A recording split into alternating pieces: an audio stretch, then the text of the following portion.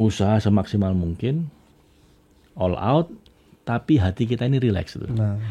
Bukan nggak usah ngotot, bukan berarti Males. kita nggak malas ya, enggak ya. Bukan ngotot dalam sisi hati. Iya.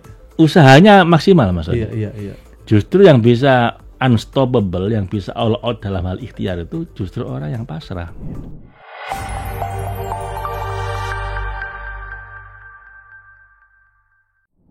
Bismillahirrahmanirrahim, teman-teman sekalian. Kembali lagi dalam rangkaian bahasan kita membedah buku 70 Jalan Cinta Menuju Tuhan bersama Pak Afzan, Pak Ahmad Faiz Zainuddin, dan terinspirasi dari Syam Tabriz, sang guru Maulana Rumi. Pak Faiz, kita masuk ke Jalan Cinta ke-20. Nah, ini kayaknya menarik nih, Pak. Ini agak panjang nih, Pak, kayaknya bahasannya. Tentang menyembelih ego. Berkaitan nih, Pak, dengan bulan Zulhijjah, Idul Kurban. Ini kayaknya bisa kita gali nih, Pak. Gimana nih, Pak? Bagaimana menyembelih ego itu bisa jadi jalan cinta? Silakan, Pak. Ya, sebelum saya baca Mas Sony ya. Iya. Agama tanpa pengorbanan itu dosa sosial gitu, katanya begitu ya. Religion without sacrifice. Dan puncak keberagamaan itu kalau kita sudah mau menyembelih ego kita, mengkurbankan diri kita. Iya. Makanya kan puncak rukun Islam itu adalah haji. Iya. Dan haji itu meniru pengorbanan. Bukan menjadi korban ya, tapi mengkurbankan diri kita. Dari 3 manusia utama ini, Nabi Ibrahim, Nabi Ismail, dan Siti Hajar. Dan 3-tiganya tentang bagaimana mereka bertiga menyembelih egonya. Iya. Nah, karena itu puncak penghambaan kita ini, kalau kita udah bisa mampu kayak begini, Mas Sony ya. Makanya saya selalu ngomong kemana-mana ini, umroh sama haji itu harusnya menjadi ibadah penyerahan diri, bukan malah ibadah untuk meminta sesuatu. Oke. Ya karena memang itu puncak kehidupan kita ya. Jadi makanya ini saya baca Mas Sony ya. Iya, silakan, Pak. Jangan mengkhawatirkan masa depan atau kemana hidup Anda mengarah. Ada banyak ketidakpastian di dunia ini.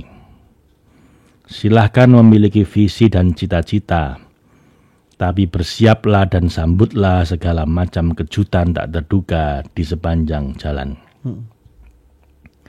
Ingatlah bahwa umat manusia bisa survive, bertahan, di saat banyak spesies yang lain yang punah, itu justru karena kemampuan kita beradaptasi. Konsentrasi saja pada langkah pertama. Ini adalah bagian yang paling sulit. Sebagaimana proses peluncuran roket, 90% energi dihabiskan di 5 menit pertama saat berusaha keluar dari wilayah gravitasi bumi. Begitu sudah masuk orbit, hanya dibutuhkan energi setara hembusan nafas bayi untuk membuatnya bergerak. Tanggung jawab kita berada di langkah pertama itu. Begitu sudah dilakukan, maka biarlah segala hal terjadi mengikuti irama alam semesta.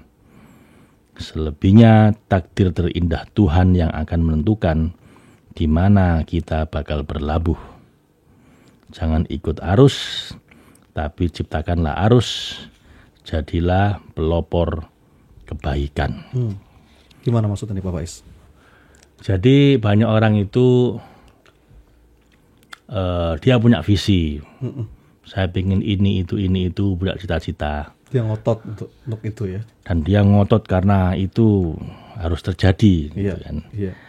Nah di sini dikatakan boleh punya cita-cita, punya visi. Tapi yang paling penting bikin langkah pertama. Setelah itu udah serahkan. Serahkan leher kita sama Allah. Biarlah nanti Allah yang akan ngatur kita mau kemana, mau dibawa kemana, ketemu siapa. Itu lebih powerful. Saya kemarin baru ikut semacam manifesting summit. Iya. Itu live from Los Angeles. Ada bicara bilang gini, banyak orang itu manifestingnya itu manufactured manifesting. Apa tuh, Pak? Jadi dia itu pengen ngatur semua detail-detailnya tentang apa yang perlu dia raih.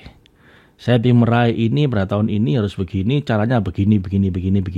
Dia bilang itu seringkali gagal. Obsessive controlling, Pak. Obsessive controlling, dia sebut dengan manufactured manifesting, istilah dia aja itu.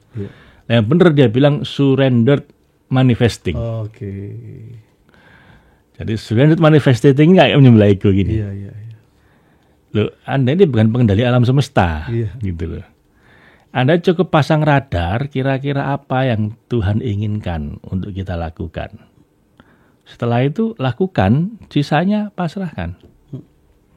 Kita ini kan cuma petugas. Jadi kalau saya sih menganggap seperti itu. Jadi ya Allah, apa tugas saya?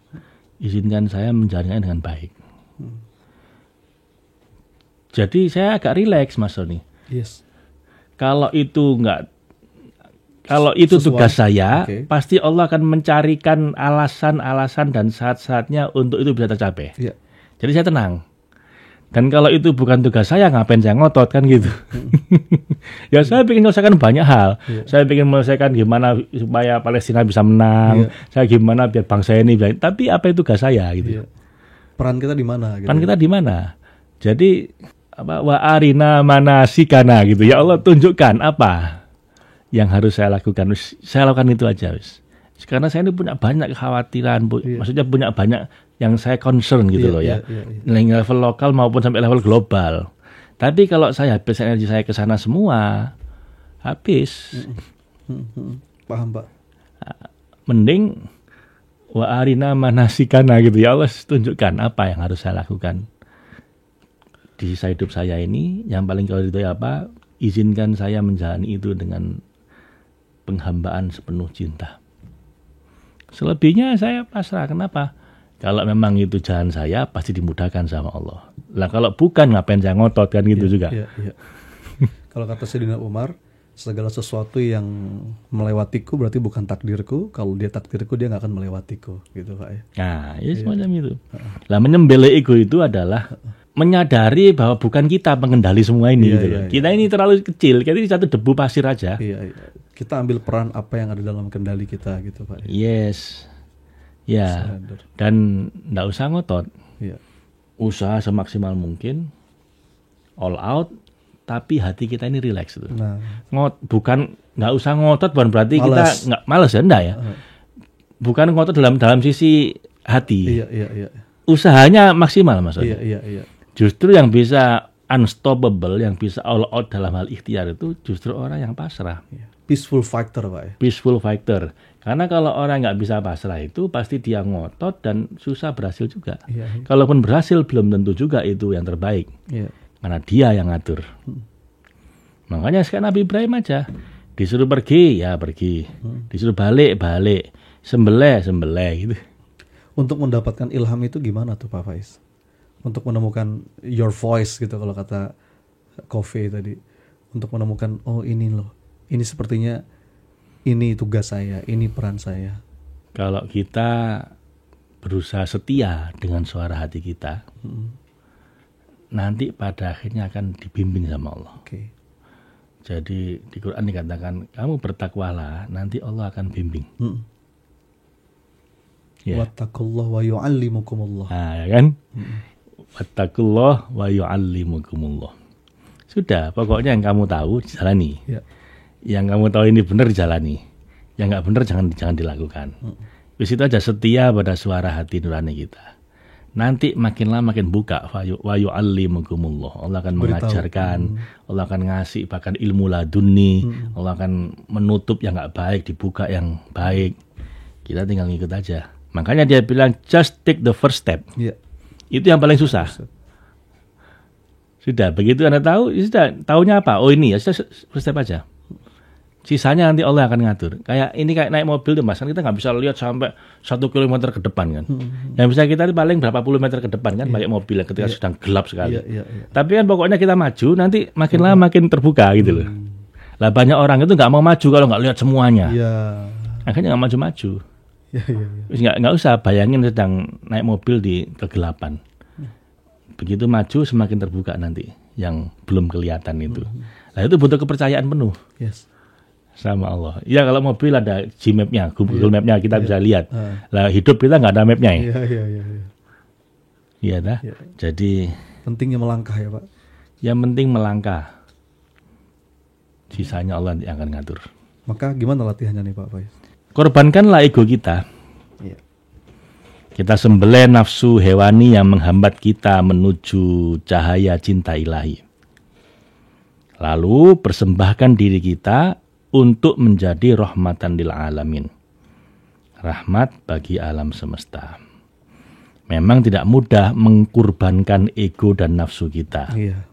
Sebagaimana binatang kurban pun, ia pasti akan berontak dulu. Tapi pada akhirnya dia ikhlas pasrah menyerahkan diri demi kepatuhan pada Allah penciptanya. Nah pertanyaannya, apakah kita rela ikhlas dan pasrah untuk menyerahkan ego dan nafsu kebinatangan kita disembelih? Nah, cukup lakukan langkah pertama ini saja. Selebihnya biarlah Sang Maha Cinta yang membimbing kaki kita. Amin. Nggak ada nabi yang punya planning hidupnya seperti apa, tidak ada. Iya. Dia pasrahkan sebenarnya sama Allah. Yang penting perintahnya apa dijalankan. Walaupun bukan berarti punya planning salah Pak ya. Kita punya planning itu sekedar sebagai apa ya, backup plan. Iya. Tapi pasti ada banyak improvisasi. Yes. Di tengah jalan pasti nanti kita harus belok ke sini, harus belok kanan. Iya. Oh ini kurang penting, ganti yang ini. Soalnya ada gitu. Lah, fleksibel lah. Adaptif. Adaptif. Itu yang bikin manusia bertahan. Iya. Satu skill yang paling penting adalah adaptable. Adaptable. Untuk survive di era apapun. Dan untuk adaptable itu perlu menyembelih ego Pak ya. Menyembelih ego, langkah pertama, setelah itu pasrahkan sama Allah. Masya Allah. Believe and surrender. Believe kata Mas and Sony. surrender, yes. Lapang dada. Masya Allah. Terima kasih Pak Faiz.